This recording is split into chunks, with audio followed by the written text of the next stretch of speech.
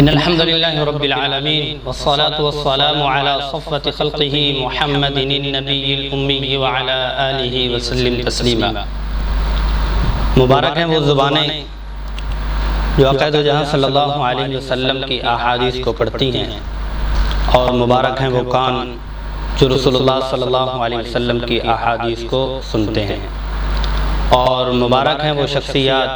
جو کسی بھی درجے میں حدیث کی خدمت میں لگے ہوئے ہیں۔ سلسلہ درس بخاری کا کتاب العلم، آج ہم اس سے احادیث کچھ پڑھیں گے۔ کتاب العلم کے تقریباً 53 ابواب ہیں اور 76 احادیث ہیں۔ امام بخاری رحمۃ اللہ علیہ جب بھی احادیث لاتے ہیں تو ان کے متعلقہ اور اس سے جو جڑی ہوئی اور ایک ہی موضوع کی آیات ہوتی ہیں وہ بھی لاتے ہیں۔ اس میں باب فضل العلم میں، کتاب العلم میں، یرفع اللہ الذین آمنوا منکم والذین اوتوا العلم درجات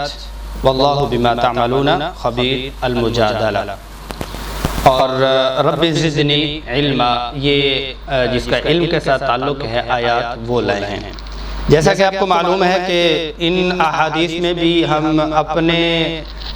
جو اللہ تبارک و تعالیٰ دل میں ڈالتے ہیں کوشش سے، کیونکہ امام بخاری رحمہ اللہ نے جو مختصر احادیث کی یہ کتاب لکھی ہے، یہ بھی 7500 غالباً 65 اور 53 پہ جا کے پڑھتی ہے، اور ان میں سے بھی مقررات کو نکالیں تو ہاف رہ جاتی ہیں، لیکن اس کو مزید ہم نکالیں تو سالوں کے پہ محیط یہ سلسلہ جاری رہتا ہے۔ تو آج کا جو ہم درس پڑھیں گے وہ کتاب العلم میں سے باب نمبر 8 ہے، اور حدیث نمبر جو ہے وہ 66 ہے۔ وہ یہ ہے کہ علم کی مجلس میں یا ذکر کے حلقے میں اور سیکھنے سکھانے کے حلقے میں جو لوگ جس کیفیت سے آتے اور جاتے ہیں ان کے متعلق یہ حدیث ہے۔ اللہم صلی علی محمد النبی الامی وعلی آلہ وسلم تسلیما۔ باب من قعد حیث ینتہی بہ المجلس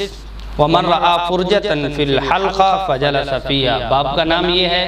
کہ جو کوئی شخص جہاں پہ اس کو جگہ ملے یا جہاں مجلس ختم ہو وہیں پر بیٹھ جائے، یا جو کوئی جگہ تھوڑی سی پائے اس جگہ پہ بیٹھ جائے۔ وبه قال حدثنا اسماعیل قال حدثني مالك عن اسحاق بن عبد الله بن ابي طلحة ان ابا مرة مولى عقيل بن ابي طالب اخبره عن ابي واقد الليثي ان رسول الله صلى الله عليه وسلم بينما هو جالس في المسجد والناس معه إذ أقبل 3 نفر فأقبل 2 إلى رسول الله صلى الله عليه وسلم وذهب واحد، قال فوقف على رسول الله صلى الله عليه وسلم، وأما أحدهما فرأى فرجة في الحلقة فجلس فيها، وأما الآخر فجلس خلفهم، وأما الثالث فأدبر ذاهبا، فلما فرغ رسول الله صلى الله عليه وسلم قال ألا أخبركم عن النفر الثلاثة، أما أحدهم فآوى إلى الله فآواه الله، وأما الآخر فاستحياه الله منه، وأما الآخر فأعرض الله عنه۔ آپ صلی اللہ علیہ وسلم کی حدیث کا مفہوم ہے کہ رسول اللہ صلی اللہ علیہ وسلم مسجد میں تشریف فرما تھے اور چند لوگ آپ صلی اللہ علیہ وسلم کے پاس تھے۔ تو 3 لوگ آتے ہیں تو وہ مجلس میں آ کے کھڑے ہو جاتے ہیں، تو تھوڑا سا دیکھتے ہیں، جائزہ لیتے ہیں، تو ایک ایسا ہے کہ شخص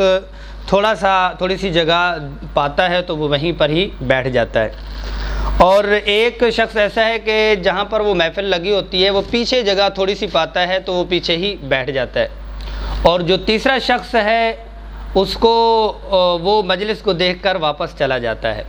آپ صلی اللہ علیہ وسلم اپنی بات جاری رکھتے ہیں، جب مجلس سے فارغ ہوتے ہیں تو فرماتے ہیں جو 3 لوگ آئے تھے ان کے حوالے سے میں آپ کو بتلاؤں؟ تو صحابہ نے فرمایا جی آپ ضرور بتلائیں۔ تو اس پر آپ صلی اللہ علیہ وسلم نے فرمایا کہ جو پہلے شخص تھے